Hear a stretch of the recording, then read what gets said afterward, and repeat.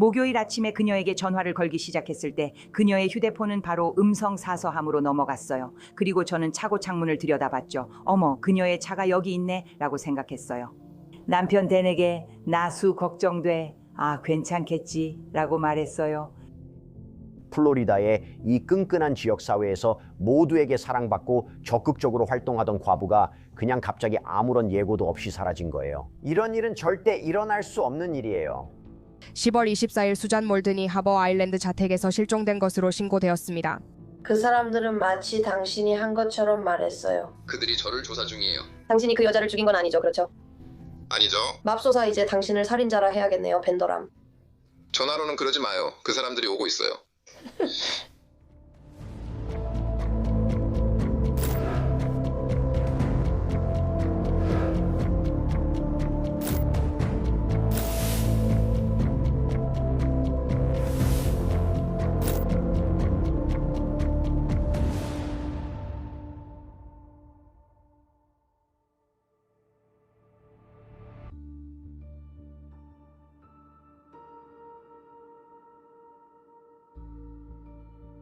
수잔 말든의 절친 필리스 예이츠는 그녀의 집에 갔을 때 차량이 아직 차고에 있는 것을 봤어요. 텔레비전은 켜졌지만 수잔은 없었어요. 필리스의 남편이 수잔의 열쇠를 사용해 문을 열고 들어왔어요. 그가 문을 열고 들어왔을 때였습니다. 위쪽에 있는 체인이나 걸쇠가 여전히 잠겨 있어서 그는 실제로 손을 집어넣어 체인을 풀어야 했어요. 그가 안에 들어갔을 때 침대가 정돈되어 있지 않아 놀랐어요. 수잔 모나는 평소 집안을 깔끔하게 정리하거든요. 그래서 그들은 걱정이 되고 불안해져서 그때 보안관 사무실에 전화를 했어요. 우리가 도착해 현장 조사를 시작했을 때였습니다. 우리는 몇 가지 이상한 점을 발견했는데 벽에 걸려있던 사진 액자와 거실에 있던 몇 개의 장식품, 그리고 약간 열려있던 테이블, 그리고 안방 욕실에 세면대에 고여있던 물 등이었습니다. 수잔이 집을 더 좋게 하려고 공사 중이라 어느 정도 어질러진 것은 예상됐습니다. 하지만 필리스는 누구보다도 자신의 친구를 잘 알고 있습니다. 그녀는 집을 이런 상태로 두고 떠나지 않았을 겁니다. 우리는 그녀가 철거된 욕실 옆방 중 하나에 작은 홈오피스를 마련해 놓은 것을 발견했습니다. 그들은 말든의 노트북과 휴대폰이 없어진 것을 알아챘습니다. 경찰은 즉시 수잔 말든을 찾기 위한 수사에 착수했습니다. 수잔 말든은 마치 어디론가 흔적도 없이 사라진 것 같습니다. 정말 이상하죠. 수사관들은. 그들은 곧 수잔 말든의 친구와 이웃을 만나 그녀를 더 알아봅니다. 수잔 말든은 플로리다 플레밍 아일랜드에 거주하던 65세 영국인 미망인이었고 그녀가 실종되던 때의 이야기입니다. 근처에 가까운 친척은 없었지만 그녀에게는 매우 끈끈한 친구 네트워크가 있었습니다. 수잔은 매우 사교적인 사람이었고 여러 다른 클럽의 일원이었습니다. 그녀가 주로 활동했던 클럽은 영국인 클럽이었기 때문에 그 클럽에서 중요한 인물이었습니다. 그곳에서 모두가 그녀를 사랑했습니다. 그녀는 잭슨빌 제규어스 팬이었고 친구들은 외향적이고 발랄하며 성격이 좋다고 했습니다. 형사 입장에서 실종자 수사에서 가장 먼저 해야 할 일은 그 사람이 그냥 여행을 떠나서 아무에게도 알리지 않았다는 가능성을 배제하는 것입니다. 그래서 그녀의 친구들이 그녀가 습관적이었다는 걸 알게 된 것은 도움이 됐습니다. 그녀는 평소에 사람들과 자주 연락했기에 아무에게도 연락하거나 전화에 응답하지 않고 사라진 건 정말 이례적이었습니다. 그날 그녀는 꼭 참석해야 할 병원 진료도 놓쳤습니다. 이런 모든 점이 평소답지 않은 행동이었습니다. 수사관들은 필리스 예이츠를 다시 찾아가 대화합니다. 그녀는 수잔 몰든 실종을 처음 신고한 친구입니다. 수와 저는 매주 수요일 그녀 집에서 만나고 그녀는 매번 소식을 전해줬어요. 저는 그를 잭 레빗이라 불렀어요. 네. 그 사기꾼 차터에 대해 그녀가 뭐라고 했나요? 지금요? 댄과 저는 둘 다 이콜이라는 사람을 전혀 몰라요. 우리가 들은 거라곤 그가 40대이고 힘이 센 남자라는 것뿐이에요. 그 사람에 대해 아는 게 없어요. 예이츠는 경찰 인터뷰에서 말든이 시공업자 코리 밴드럼과 겪던 어려움에 대해 이야기했다고 밝혔어요. 수잔은 코리 밴더햄과 계약을 맺었고 그래서 그를 고용했어요. 그는 선불을 요구했고 수잔은 그에게 약 12,000달러 조금 더 되는 돈을 줬어요. 그는 그 돈을 받았죠. 그리고 그녀의 욕실을 철거했어요. 제가 철거라고 말하는 이유는 그는 석고보드를 스터드까지 다 뜯어내고 변기와 세면대, 캐비닛도 다 치웠어요. 그리고 그냥 그 상태로 두고 떠났죠. 수잔이 일을 마무리하러 다시 오라고 할 때마다 그는 항상 변명을 해냈어요. 매번 월요일에 오기로 해놓고 그는 항상 새로운 변명을 문자로 보냈어요. 수잔은 사람들과의 관계에서 매우 꼼꼼하고 세심한 사람이었어요. 그리고 수잔은 코리와 대화할 때마다 날짜, 시간, 그리고 그가 한 말을 적어두는 달력을 가지고 있었어요. 예를 들어 코리 여동생이 세상을 떠나자 그는 다른 주로 가서 시신을 직접 데려와야 했어요. 코리는 트럭에서 떨어져 어깨를 다쳐 병원에 갔어요. 항상 이를 다시 못 온다는 핑계가 있었고 수잔에겐 매우 답답했죠. 그녀가 말했어요. 빌, 코리가 이번에 한 일 믿기 힘들 거예요. 정말 저를 불편하게 했어요. 몇 주 전 어느 날 코리가 갑자기 나타나서 그녀의 집에 들어가더니 그날따라 그녀에게 정말 예쁘다고 말했어요. 그리고 수, 당신 나이가 어떻게 되세요? 라고 물었어요. 그녀가 저는 65살이에요 라고 하자 그는 와, 정말 멋져 보이시네요. 혹시 과부이신가요? 라고 말했어요. 그녀가 네, 맞아요 라고 하자 그는 정말 멋져 보이시네요 라고 말했어요. 그리고는 혹시 저 돈을 좀 빌릴 수 있을까요? 라고 물었어요.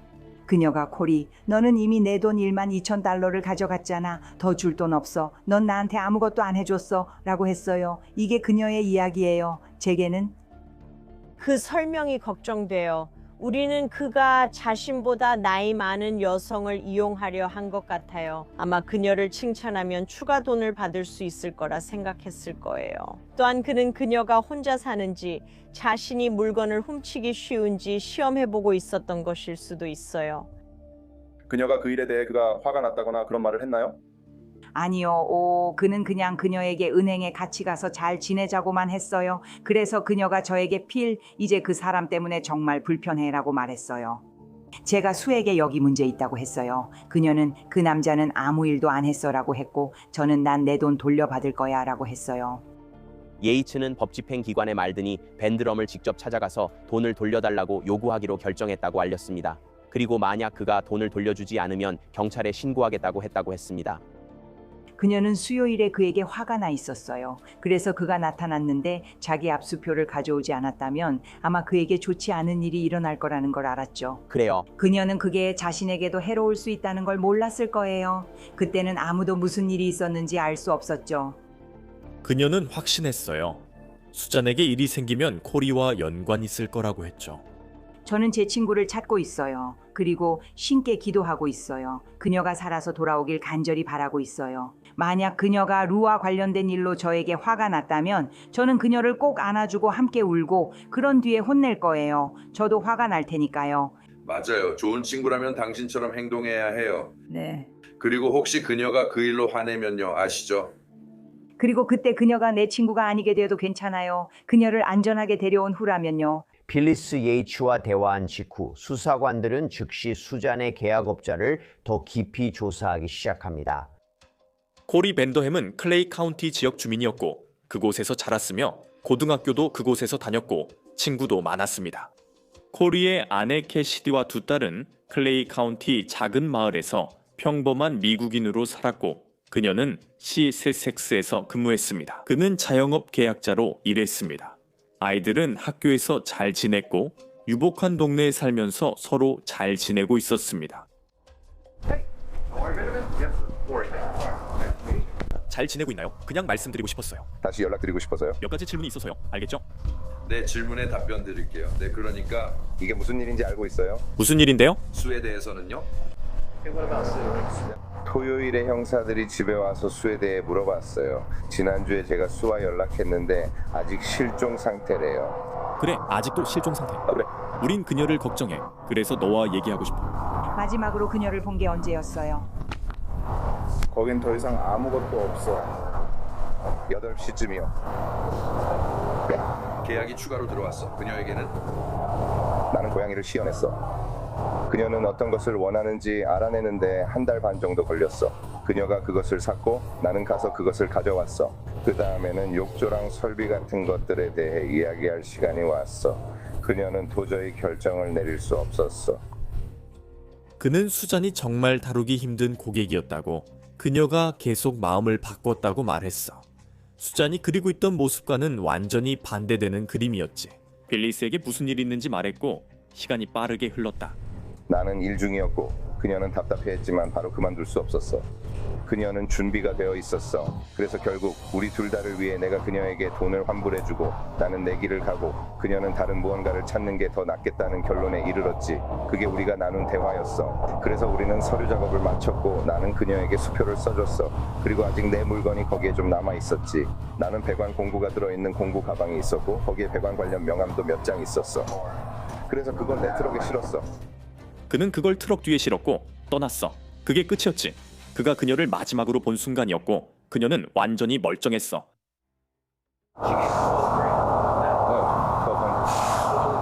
그래 나는 겨우 1200이었어. 전체 행사에 그 정도였지. 그녀는 너한테 겨우 1200만 줬잖아. 그래 그래서 내가 그 돈을 다시 돌려줬어. 법집행기관은 필리스 예이츠에게 계약 비용이 12,000이라고 들었어. 그런데 바인드럼이 그녀에게 1200짜리 수표만 주고 끝이라고 한 게 흥미로웠지. 솔직히 말해서 주말에는 찾고 있을 번호야. 당신이 그녀와 마지막으로 얘기한 사람이에요. 그거 끝내. 내가 그 칸을 체크 안 하면 누군가 할 거야. 뭐야 저 칸을 고쳤어? 내 말은 봐봐. 만약 뭐라도 있다면 난 상관없어. 그녀는 정말 사랑스러워. 벤더햄이 수잔을 마지막으로 본 사람이어서 수사관들은 그녀를 주시합니다. 이후 수사관들이 다시 수잔의 집을 찾아 새로운 증거를 발견합니다. 카룬 경사는 당시 거실 바닥에 피로 보이는 작은 방울을 발견했습니다. 법의학 분석가가 와서 혈흔이 발견된 곳 옆 전등갓에서 더 많은 혈흔 자국을 발견했습니다. 그리고 루미노를 사용해 집을 조사하는 과정에서 우리는 부엌 싱크대 앞 바닥과 부엌 캐비닛 앞에서 피를 닦아낸 흔적을 발견했습니다. 그곳에서도 작은 혈흔 방울이 발견됐습니다. 혈흔이 발견된 것은 이 사건이 단순 실종이 아니라 더 사악한 일일 수 있음을 시사합니다. 우리가 그녀의 집에서 혈흔을 발견했을 때 그 순간 저는 그 집 안에서 수잔에게 끔찍한 일이 일어났다는 것을 확신하게 됐습니다. 그리고 코리 씨가 가장 유력한 용의자가 되었습니다. 수사관들은 바이너햄의 창고로 관심을 돌렸습니다. 그는 수잔 집에서 가져온 도구를 자신의 창고에 옮겼습니다. 이때 저희는 수잔이 사망했을 가능성을 염두에 두고 있었습니다.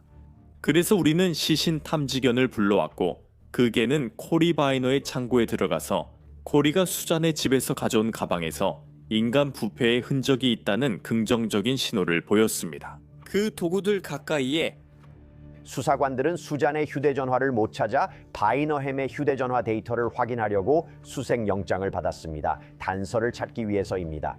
우리가 그의 휴대전화에 대한 수색 영장으로 데이터를 받아봤을 때 실제로 두 사람 사이에 소통이 있었던 것으로 확인됐습니다. 그리고 우리가 그날, 즉 24일의 데이터를 살펴봤을 때 그는 그 시간대와 관련된 데이터를 휴대전화에서 삭제했다는 것이 분명했습니다. 형사들은 코리 빈더람 집으로 신문하러 가면서 트럭 압수 영장도 지참했습니다. 안녕하세요. 어떻게 지내세요? 무슨 일이야? 내가 만난 게 마음에 안 들어. 여기 내 아내 캐시야. 해고 못해. 안녕. 만나서 반가워요. 안녕. 무슨 일이야? 저녁 먹으려는 거야? 아니면 다른 거 있어? 아니 딸이 방금 왔어. 아 그래? 알겠어? 응. 잠깐 얘기해도 돼? 벌써야? 응. 그 사람만 괜찮아? 왜 내가 걱정하는지 알아. 그가 자기 집 앞에서 내게 말을 걸었어. 나는 그에게 우리가 왜 그의 트럭을 가져가는지, 우리가 그의 트럭을 가져가는 이유를 설명했어. 너는 긴 시간을 보내고 곧 끝이 다가와. 그래서 이 부분을 너와 이야기하고 싶어. 그게 끝나기 전에 그 부분에 대해 이야기하고 싶어.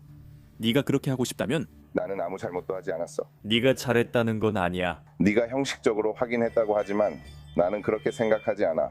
너희가 이미 나를 단정짓고 편협하게 보는 것 같아. 2번 얘기했고 내 창고도 봤지. 이제 영장 유무와 상관없이 내 트럭을 가져가도 돼. 숨길 게 없어. 네가 건설업 일하는 거 알아. 온몸에 상처와 긁힌 자국이 있잖아. 며칠 전에 너랑 얘기할 때 봤는데 내 팔 한쪽에 네 문신 바로 위에 꽤 신선해 보이는 상처가 있더라. 그건 어떻게 생긴 거야? 나는 다양한 물건으로 데모장기를 만든다. 나는 그가 손 바로 위팔에 꽤 큰 긁힌 자국이 있는 걸 알아챘어. 그리고 이런 잠재적으로 폭력적인 대치 상황에서는 피해자가 자신을 방어하려다가 가해자를 긁을 수도 있다는 걸 알고 있었지. 알겠지? 내가 디지털 기록 가능하냐고 묻자 그는 동의했어. 실례하지만 저분은 제 아내입니다. 여보, 그 사람들이 아직 여기 있어. 내가 이 수색 영장을 검토하고 있어. 여보, 그래.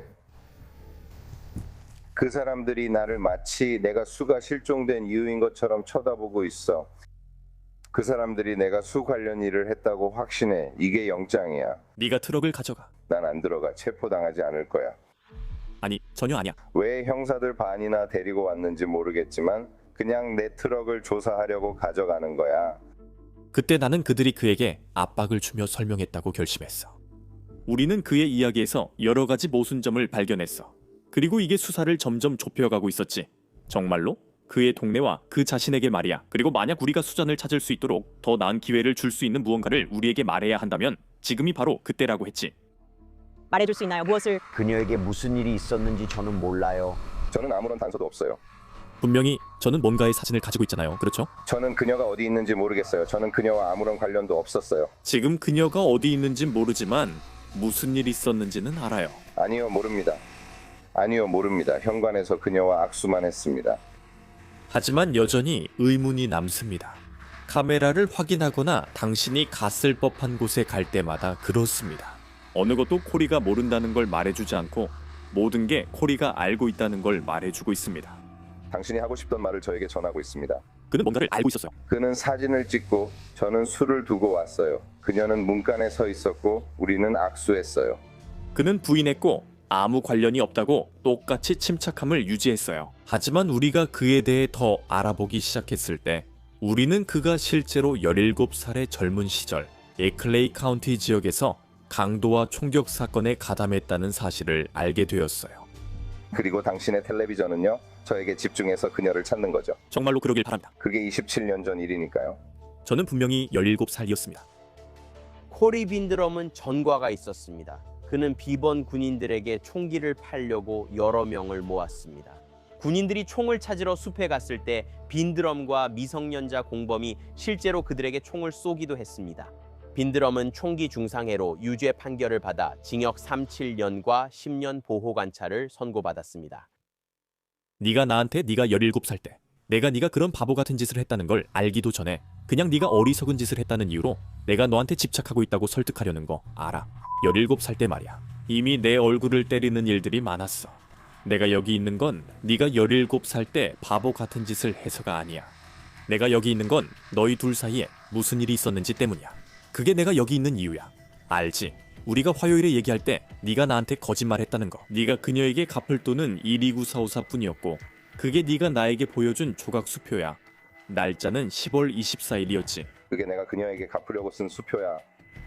네가 그녀에게 빚진 돈은 12,000이고 나는 그녀가 너에게 준 모든 수표를 갖고 있어.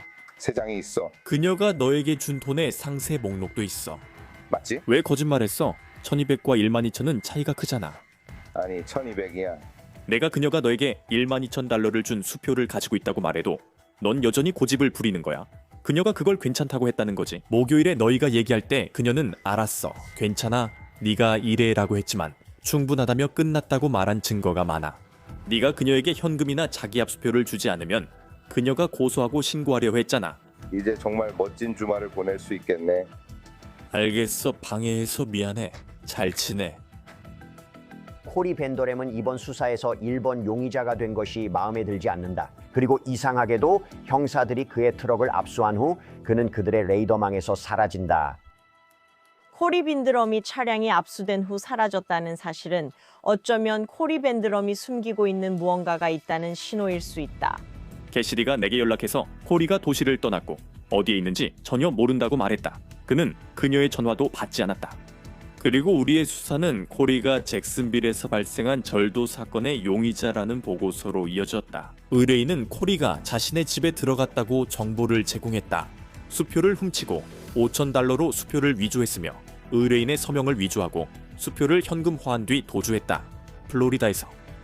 클레이 카운티 보안관실 형사들은 플레밍 아일랜드 여성의 실종 사건 수사에서 관심 인물을 확인했다. 10월 24일 수잔 몰든이 하버 아일랜드 자택에서 실종 신고되었고 수사 결과 위험에 처한 것으로 확인됐다. 우선 이번 에피소드를 시청해 주셔서 정말 감사합니다. 저희가 정말 많은 노력을 기울였고 말씀드리자면 저희는 항상 바쁘게 움직이며 이 프라임 크라임 에피소드를 준비하고 있습니다. 제가 꼭 말씀드리고 싶은 게 있는데 이게 일상생활을 훨씬 더 편하게 만들어줍니다. 여러분도 좋아하실 거예요. 업사이드라고 하는데 저희 스폰서입니다. 이 앱은 주유, 식료품 등 필수품 구매 시 캐시백을 제공합니다. 사용이 쉽고 무료이며 주유나 편의점 이용 시도 쓸 수 있습니다. 간단한 식사 시에도 쓸 수 있습니다. 맞아요. 진짜 캐시백이며 결제 후 업사이드 계정에 돈이 들어와 바로 은행 계좌로 이체할 수 있습니다. 이제 방법을 알려드릴게요. 업사이드 앱을 무료로 받고 구매 후 카드로 결제하고 영수증만 등록하면 즉시 캐시백을 받을 수 있습니다. 업사이드로 얼마나 절약할 수 있는지 알아보려면 설명란의 링크를 클릭하거나 화면에 있는 QR코드를 스캔하세요. 꼭 프로모션 코드 프라임 크라임을 사용해 첫 주유 시 갤런당 25센트 추가 캐시백을 받으세요. 빈더람 씨는 수사 과정에 협조해왔지만 최근까지 아무런 설명 없이 갑자기 이 지역을 떠났고 현재 그의 행방은 파악되지 않고 있습니다. 수잔 몰든과 코리 빈더람의 행방을 아는 분들은 클레이 카운티 셰리프국 강력반의 프라이어 형사에게 연락해 주시기 바랍니다. 예, 코리 빈더람은 사라집니다. 그는 훔친 수표를 가지고 있었고 법 집행기관은 몇 주 동안 그를 찾지 못했습니다. 누구든지 잠적하려고 해도 문제는 우리가 디지털 세상에 살고 있다는 겁니다. 아무리 뭘 해도 여러 가지 방법으로 추적당하게 되어 있습니다. 그리고 요즘은 거의 모든 사람과 모든 곳에 감시 카메라가 있어서 코리 빈더람은 오래 숨어 있을 수 없습니다. 우리는 그가 채 타고 수표를 현금화한 뒤 떠나는 장면이 담긴 영상을 확보했습니다. 미국 연방보안관국과 협력해 그의 휴대폰도 추적하기 시작했습니다. 그래서 그는 우리가 흔히 말하는 일회용 휴대폰을 구입하고 있었습니다. 그는 그 번호들로 캐시디나 그의 딸에게 전화를 걸었고 그들은 우리에게 그 번호들을 제공했습니다. 우리는 그 번호들을 미국 연방보안관국에 넘겼고 그들이 그를 추적했습니다. 그는 콜로라도 어딘가에 있었습니다. 결국 그는 캐시디를 통해 변호사와 연락을 했고 변호사는 그에게 자수하라고 설득했습니다. 그는 지역 사기 혐의로 체포되어 듀벨 카운티 교도소에서 기소되었습니다. 코리 밴더엠은 다시 마을로 돌아왔습니다. 하지만 수사관들은 수잔 몰튼의 행방을 전혀 찾지 못해 수사 범위를 넓혀야 했습니다. 리 로클리어는 수잔이 실종됐을 때 코리와 함께 일해 우리가 꼭 만나야 할 중요한 인물이었습니다. 목요일 우리는 24일에 택싱하고 있었어요. 네, 그가 말하길 그냥 미리 알려주려고 하는데 아직 집에 있다고 했어요. 그래서 그가 저를 데리러 오기로 했었는데 왔다 갔다 하고 또 왔다 갔다 했어요. 그래요. 어느 순간에는 그가 1마일 정도 떨어져 있다고 하고 다음 순간에는 오고 있지 않다고 하고 또 그 다음 순간에는 오고 있다고 해요. 이쯤 되니까 저는 정말 화가 났어요. 오전 9시 48분이었어요. 네. 그는 창고에 들러서 홈디포에서 바닥재를 가져와야 해. 출발할 때 알려줄게. 일이 생겼어. 라고 했어요. 아침 내내 그가 정말 정신이 없었어요. 그 사람은 항상 그래요? 네, 그런데 요즘은 뭔가에 손을 대서 더 정신이 없어졌어요. 뭔데요? 코카인을 많이 하고 있대요. 캐시디를 통해 그가 코카인 남용 문제를 가지고 있다는 걸 알게 됐어요. 그는 치료를 받았고 다시 올바른 길로 돌아왔어요. 하지만 그녀는 그에게 다시 그 길로 빠지면 절대 기회를 주지 않고 딸들과 함께 떠나겠다고 분명히 말했어요.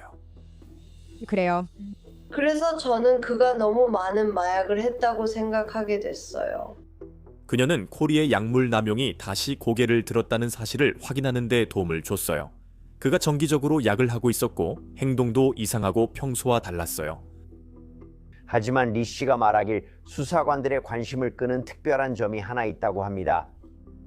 그가 누군가를 죽이고 시신을 처리해야 한다면 특정 장소에 버리겠다고 했던 말 기억하나요? 그 장소가 어디였죠? 쓰레기장요?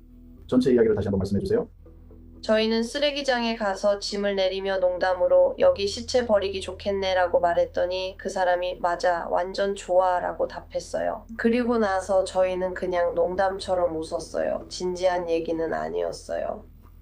쓰레기장에서 어디로 갔는지 기억나세요? 우리는 늘 같은 곳 큰 건물로 갑니다. 차로 들어갑니다. 들어가요. 저울을 지나서 들어가면 돼요. 하청업체들이 거기 가는 건 석고보드, 카펫, 페인트통 등이 있어서 바로 알 수 있어요. 건설 폐기물 같아요. 맞아요. 우리는 항상 같은 곳에서 섹스해요. 이 경찰 인터뷰에서 리 롱리어가 확인합니다. 그녀와 코리 밴두람이 시신을 묻자고 농담했던 매립지는 로즈메리 힐 트랜스퍼 스테이션이었습니다. 이곳은 코리 빈더람이 자주 방문했던 매립지입니다. 그가 그녀를 죽였다고 생각하세요? 제가 뭘 생각하냐고요? 그가 정말로 그녀를 죽였냐고요? 글쎄요, 잘 모르겠어요. 정말 모르겠어요. 그걸 알아내려고 수사가 진행되는 거잖아요. 그녀에게 무슨 일이 있었는지, 어디에 있는지 알아내려고요. 저는 그런 일이 아니길 바라고 있습니다. 그거 진짜 소름 끼쳐요. 아, 세상에 이런. 리 로클리어가 형사들에게 가장 큰 실마리를 제공했습니다. 그래서 그들이 한 일은 리와 빈더람 사이에 통제된 전화 통화를 설정해서 빈더람이 더 많은 세부 사항을 털어놓기를 바란 것이었습니다. 야, 뭐 하고 있어? 너 쏠 거야? 왜 나를 쏘는 거야? 왜냐하면 방금 클레이 카운티에서 전화가 왔고 그 사람들이 내 집에 와서 나랑 얘기하러 온대. 알겠어? 그러니까 무슨 말을 해야 할지 모르겠어. 그 사람들이 네가 한 것처럼 말했어. 그 사람들이 나를 조사하고 있어. 너 그 여자 죽이지 않았지, 그렇지? 아니, 하느님도 아셔. 이제 널 살인자라 부를게, 빈대람루. 그러지 마. 난 그게 정말 의심스러워. 그 사람들이 내가 했던 모든 일에 대해 물어봤어. 어떤 재료를 썼는지 그런 것들도 물어봤고. 내 트럭 뒤에 가방이 있었거든. 근데 그건 다 똑같은 재료야. 그건 단열재야. 그리고 그 사람들은 계속 콘크리트에 대해 물었어. 콘크리트. 그래. 우리는 콘크리트를 전혀 사용하지 않았어. 그게 내가 걱정하는 부분이야. 왜냐하면 그 사람들이 그렇게 말한 다음에도 계속 콘크리트 얘기를 하더라고. 그래서 이 콘크리트 얘기가 어디서 나오는 건지 모르겠어. 내가 스트레그에 갔던 그날 카렌의 목요일에 콘크리트 2포대를 샀어. 내가 그 집 바닥재를 가지러 갔을 때 60파운드짜리 콘크리트 2포대를 샀어. 그리고 또 뭐가 필요하지? 실리콘도 사야 하나? 내가 그에게 홈디포에 갔다고 말했으니까 아마도 그 사람들이 내가 콘크리트 2포대를 산 걸 봤을 거야. 경찰은 수잔 말든 실종 당일 홈디포에서 빈드럼이 공사용 비닐봉지와 속건성 콘크리트를 구매하는 영상을 확보했습니다. 콘크리트는 어디에 썼어요? 계단을 만들려고 콘크리트를 쓰려고 했어요. 왜냐하면 기억하시죠? 제가 나무 계단을 써야 했거든요. 그래서 그분에게 영구적으로 뭔가 해야 한다고 말했어요. 네. 그래서 그냥 콘크리트를 붓는다는 생각에 좀 짜증이 났어요. 또 하나의 계단으로 말이죠. 아직도 콘크리트가 남아있어요? 트럭 뒤에서 젖었어. 내 탓이야. 내가 버렸어. 나도 말하려 했어. 그냥 가게에 가져가서 환불받고 영수증 받자. 수영할 때마다 내 트럭 위에 떨어졌어. 뒤에 검은색 탱크 커버가 제대로 안 닫혀서 그래. 응, 미안한데 이미 버렸어. 그래, 걔네들은 내가 그걸 간 게 바로 버렸다고 생각하는 거야? 진심이야? 나도 잘 모르겠지만 아마 그래서 물어보는 것 같아. 그녀가 그에게 그날 아침에 산 콘크리트가 어떻게 됐냐고 물었을 때 그는 자기 트럭 짐칸이 가끔 새서 젖는다고, 그래서 콘크리트 포대를 버렸다고 말했다. 난 강 근처에 안 갔어. 억지 좀 그만 부려. 바보 같아. 수사관들은 코리 빈더람이 그 콘크리트를 어떻게 했는지 알아내야 해. 그래서 휴대전화 기지국 데이터와 빈더람의 라이프 360 앱 데이터를 이용해서 그의 움직임을 추적할 수 있었어. 수잔이 사라진 그날 라이프 360 데이터는 코리의 이전 약물 남용 때문이야. 그 앱을 휴대폰에 설치하는 건 그와 그의 아내 사이의 합의였어. 아내가 그의 움직임을 추적할 수 있도록 말이야. 그날 아침 코리가 홈디포와 수잔의 집에 가고 차고에 주차하는 동안 내내 라이프 360이 켜져 있었다는 사실도 퍼즐의 한 조각이야. 우리는 그 데이터를 통해 추적할 수 있었어. 그리고 수잔 몰든이 사라진 날 그는 아침 8시 45분쯤부터 약 1시간 동안 그걸 껐던 것으로 보인다. 그리고 그가 앱을 꺼서 디지털상에서 사라졌다는 사실은 법 집행기관의 우려를 불러일으켰어. 그래서 우리가 확인했을 때 이상했다. 그가 로즈메리 힐 매립지에 갔을 때 라이프 360이 꺼졌다가 집에 돌아온 후 다시 켜졌다. 그가 로즈메리 매립지에 들어갔을 때 그는 체크인을 해야 했고, 그 다음에 그와 그의 트럭, 그리고 트럭 안에 있는 모든 것의 총 무게를 쟀어. 그는 약 300파운드로 들어갔고 나올 때는 300파운드가 줄어든 상태로 나왔어. 하지만 기억해. 리와 빈더럼 사이의 그 전화 통화에서 그는 버려야 할 콘크리트가 120파운드밖에 없다고 했어. 그럼 이 차이는 뭐지? 수잔은 최근 병원 진료로 몸무게를 정확히 알았어. 콘크리트 포대와 합쳐 300파운드야. 그래서 그는 그녀의 시신을 밖에 내보내려면 저울 무게를 맞춰야 한다고 생각했다고 우리에게 말한 거야. 지금 수사관들에게 가장 큰 질문은 만약 우리가 코리가 버린 쓰레기 안에 콘크리트와 수잔의 유해가 모두 들어있다고 가정한다면 그게 정확히 어디에 있느냐는 거야. 이제 우리는 그녀의 유해가 있을 가능성이 있는 위치를 좁혀서 확인할 수 있게 됐어. 조사팀은 조지아주 포크스턴에 있는 체스터 아일랜드 시설로 가서 FBI와 협력해 우리가 찾고 있던 지역인 체스터 아일랜드 매립지에서 수잔의 유해를 수색하는 작업을 진행했어. 그들은 그곳을 야구장 크기라 했지만 실제로는 훨씬 더 크게 느껴졌어. 너무 높아 도착했을 때 아래에서 위가 안 보일 정도였어. 수사 당국은 수잔 몰튼의 시신을 찾기 위해 약 7,600톤의 쓰레기를 뒤졌어. 당시 우리가 받은 정보에 따르면 어떤 기관도 매립지에서 인간 유해를 완전히 성공적으로 수습한 적이 없었어. 그래서 그들에게는 수잔 몰튼의 시신을 찾을 수 있을지 확신이 없었어. 9날이 지났는데도 아무것도 찾지 못했어. 점점 의기소침해지고 아무것도 못 찾을 거라는 생각이 들기 시작하지. 특히 하루밖에 남지 않았을 때는 더 그래. 그들은 수잔 몰튼을 찾고 있었지만 그녀의 시신 상태는 전혀 몰랐어. 그래서 모든 것을 꼼꼼히 조사해야 했지. 나는 아래쪽에서 수색을 하고 있었는데 갑자기 꼭대기 갑판으로 오라는 연락을 받았어. 꽤 중요한 일이라는 걸 목소리에서 느낄 수 있었지.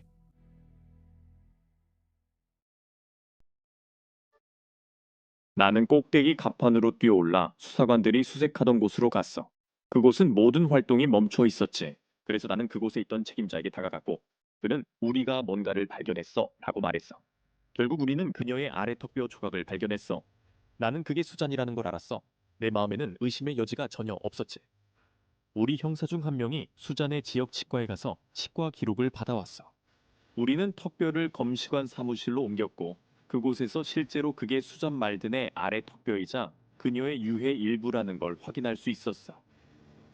우리는 그 특정 라인에 남아있던 잔해를 채로 고르기 시작했고 그때 우리는 공사용 봉투를 발견했어. 그리고 그 봉투 안에서 그녀의 나머지 유해를 찾았지. 봉투에는 명확하게 보이는 로고가 있었는데 그 로고는 코리가 그날 아침 수잔의 집에 가기 전에 구입한 봉투와 동일한 것이었어. 수잔 몰튼의 유해와 함께였어. 경찰은 2개의 손톱도 발견했어. 경찰은 그 손톱에서 누구의 DNA가 나오는지 확인하기 위해 DNA 검사를 실시했어. 손톱 A의 DNA는 수잔 몰튼의 것으로 확인됐고 손톱 B의 DNA도 수잔 몰튼과 한 남성의 것으로 확인됐어. 경찰이 코리 벤더람을 기소하기 전에 마지막으로 필요한 것은 사망 원인과 사망 방식이야. 법의학 병리학자가 부검을 실시했고 수잔 몰튼의 죽음이 실제로 타살이며 둔기에 의한 외상과 목 졸림으로 사망했다는 것을 밝혀냈어. 법의학 병리학자는 중요한 사실을 발견했는데 수잔 몰튼의 설골이 사망 시점이나 그 근처에서 골절되었다는 거야. 이건 매립지에서 압착되어 사망 후에 골절된 게 아니라 타살 사건에서 목이 졸린 경우와 일치하는 소견이었어. 이제 수사관들은 수잔에게 그날 무슨 일이 있었는지 확실한 시간대와 이론을 알게 되었어. 정말 소름 끼치는 일이야. 2019년 10월 24일 코리 벤더람은 수잔 몰든의 집으로 가는 길이었어. 그날 아침 그는 홈디포에서 콘크리트 자루를 구입했고 그 범죄를 돕기 위해 공사용 봉투도 샀어. 그날 아침 그녀의 집에 가서 문을 두드렸지.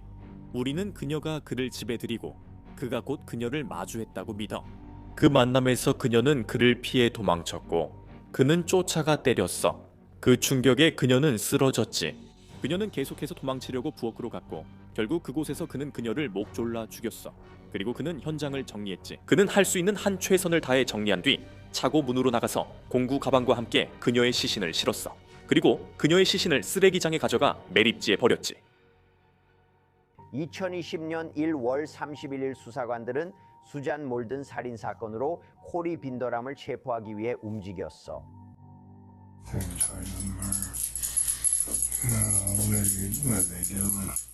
코리는 사실 이미 사기로 듀발 카운티 교도소에 수감되어 있었어. 우리는 곧바로 면담실에서 그에게 수잔 몰든 살인 혐의로 체포 사실을 알렸고 바로 본론으로 들어갔어. 네가 오기 전에 얘기했듯이 난 편협하게 보지 않았고 우리가 네가 한 일을 다 알아. 우린 수잔을 찾았고 집으로 데려오는 중이야.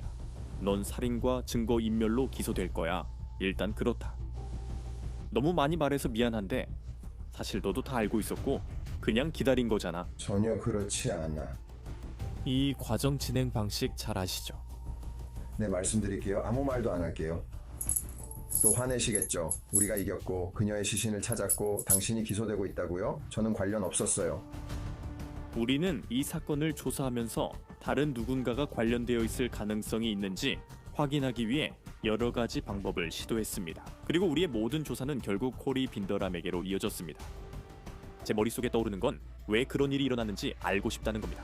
그게 밤에 잠을 못 이루게 해요. 저는 그냥 이유를 알고 싶어요. 왜냐하면 지금 이 시점에서는 우리는 이미 그 단계를 지났으니까요. 네가 그랬다면 그건 운이야. 지금 중요한 건 이유야. 그리고 그걸 내가 알아낼 거야. 물론 그건 네 선택이겠지만 언젠가는 너와 그런 대화를 나눌 수 있으면 정말 좋겠어. 알겠어. 나한테 물어보고 싶은 거 있어? 없어요. 행운을 빌어요.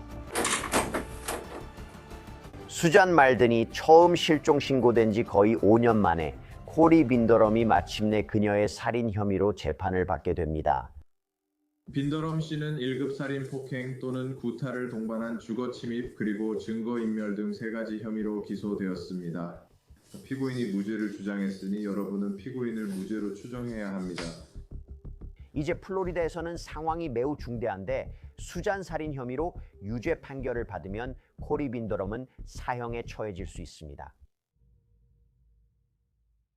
참고로 제가 여러분께 법과 범죄 채널에서 사용하는 비밀 한 가지를 알려드리고 싶은데 이게 여러분께 정말 유용할 수 있습니다. 저희 스폰서 트루스파인더는 사건 관련 인물 조사에 쓰는 강력한 공개 기록 검색 서비스입니다. 매우 유용한 자료입니다.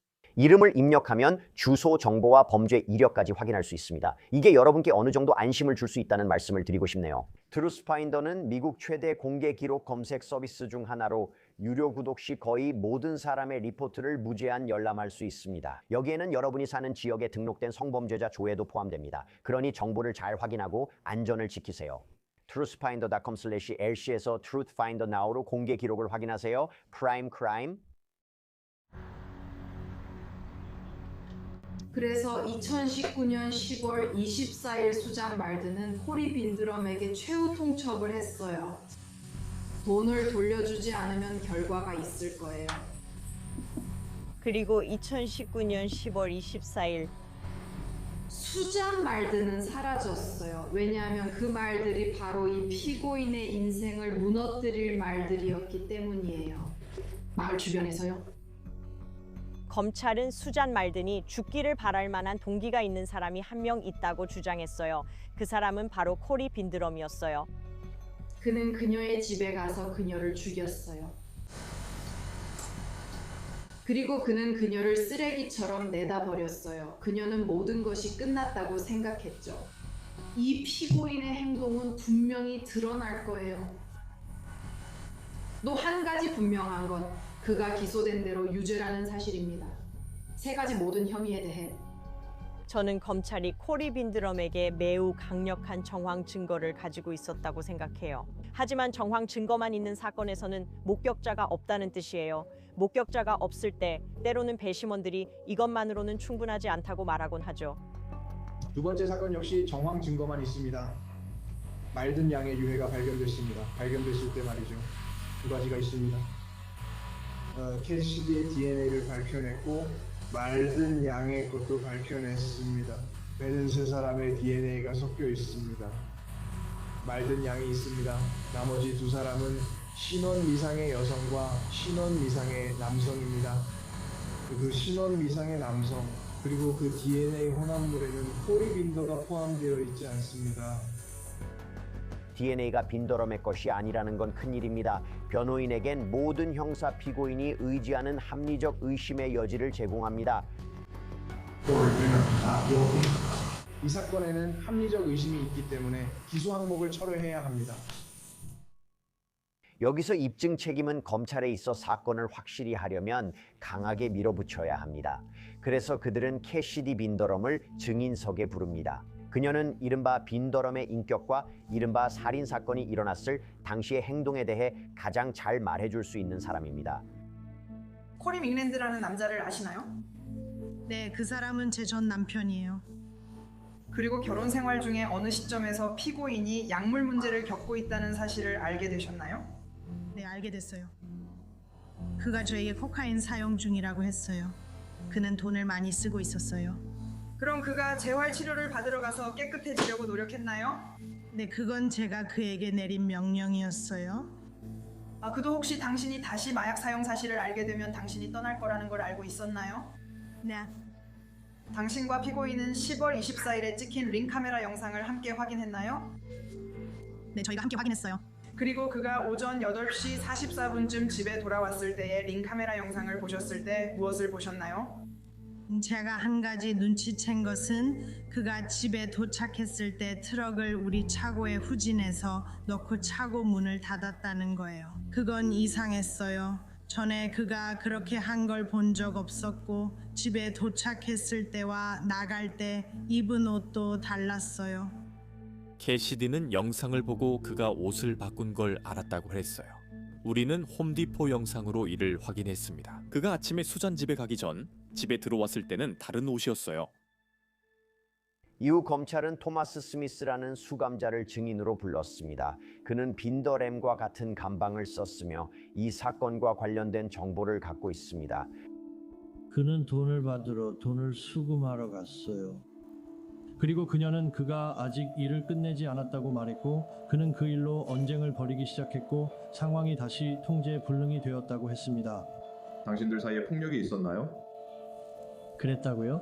그녀가 소리를 지르기 시작하자 그가 그녀를 조용히 시키려고 했고 그래서 그녀를 때린 다음 소리를 지르며 그녀의 목을 졸랐다고 했습니다. 또한 토마스 스미스의 경찰 인터뷰 영상에서는 그가 바이너램이 자신에게 말했다고 주장하는 내용을 더 자세히 설명합니다. 그는 목을 졸랐다는 얘기를 했어요. 그가 말하길 그는 그녀를 졸랐다고 했어요. 요크했다고 했는데 그건 목을 졸랐다는 뜻이에요. 그가 말하길 뭔가 대단한 걸 느꼈다고 해서 이상하게 느껴졌어요. 그게 정말 놀라웠던 건 수사 과정 내내 그 정보를 다른 누구에게도 공개하지 않았기 때문이에요. 하지만 반대 신문에서 변호인 측이 나섭니다. 토마스 스미스의 신뢰성을 공격합니다. 촬영 전과가 있다고 하셨죠? 맞나요? 네, 맞습니다. 우리는 한 건의 범죄 처분이 있었습니다. 맞습니까? 네, 맞습니다. 당신은 주 정부를 위해 증언이 두 아동 촬영 사건에 또 양심적으로도 도움이 되길 바라는군요. 아니요, 그렇지 않습니다. 그래, 당신은 아니지. 아니요, 저는 아니에요. 배심원들은 보통 교도소 정보원들을 상당히 의심스럽게 봐요. 왜냐하면 이 사람들은 거짓말을 할 확실한 동기가 있기 때문이죠. 보통 그 증언의 대가로 어떤 거래를 받기 때문이에요. 변호인 측은 수잔 말든 유해의 DNA를 분석한 실험실 기술자 니콜라스 쿠투의 증언을 계속 미루고 있습니다. 그는 변호인 측의 표적이 되고 있습니다. 2021년 1월 20일 당신은 비 손톱에서 발견된 DNA에서 빈드럼 씨를 제외한다는 보고서를 발표했습니다. 맞습니까?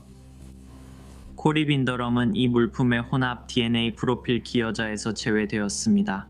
B 손톱 혼합물에서 제외됐고 A 손톱에서도 그의 DNA는 없었습니다. 맞습니까? 맞아요. 해당 물품의 DNA는 수잔 말든과만 일치했습니다. 그리고 추가 결항도 전달받지 않으셨죠? 맞나요? 당시 피실험자는 코리 빈드람 한 명뿐이었습니다. 변호인 측은 손톱 B의 혼합 DNA에 대해 주장할 수 있었습니다. 코리 빈드람 무죄 입증. 검찰이 수잔 몰든이 맞서 싸웠다고 주장한다면 코리 빈드람의 DNA가 그녀 손톱에서 나왔을 것이라 추정할 수 있습니다. 하지만 우리는 외부인의 DNA를 발견했고 완전히 다른 누군가의 것이었으며 그 사람이 누구인지 전혀 알 수 없었습니다. 변호인 측에 따르면 이것이 바로 합리적인 의심이었습니다. 나흘간의 증언이 끝난 후 재판은 최종 변론으로 넘어갑니다. 오늘 우리가 무엇을 해도 수잔 말든을 되돌릴 수 없지만 오늘 결정은 2019년 10월 24일 그녀에게 무슨 일이 있었는지 영원히 정의할 것입니다.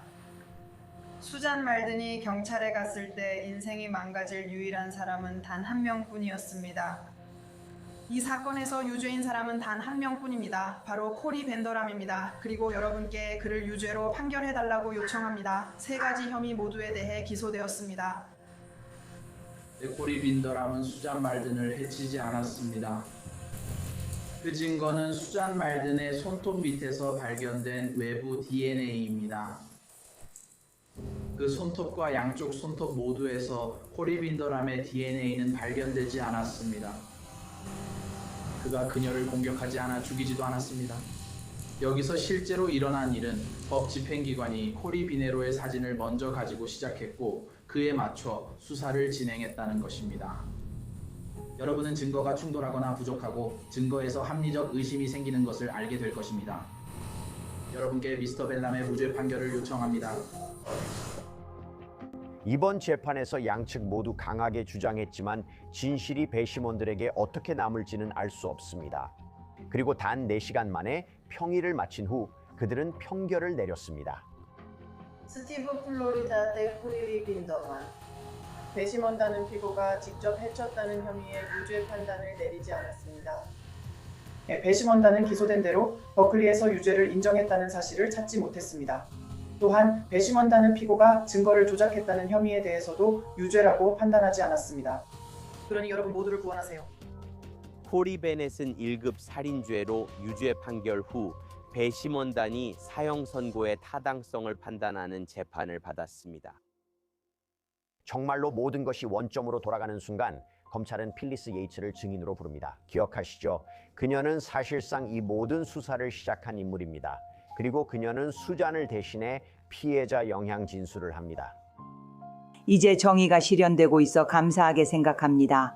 우리는 이제 2006년 12월 수잔 몰든과 함께 쌓아온 추억을 꼭 간직할 것입니다. 2019년 10월 23일 가장 친한 친구와의 마지막 점심 약속 후 저는 천국에서 그를 다시 만날 날을 기다립니다.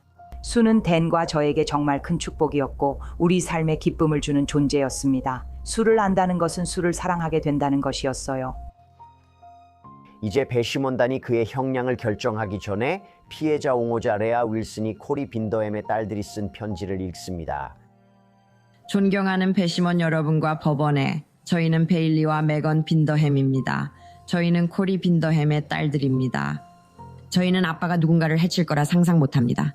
아빠는 평생 저희를 지켜주시고 사랑해 주셨습니다. 저희는 아버지를 정말 많이 사랑합니다. 그리고 판결을 내리실 때 자비를 베풀어 주시길 부탁드립니다. 배심원단은 이제 코리 빈더햄에게 가석방 없는 종신형을 선고할지 사형을 선고할지 심의하러 갑니다.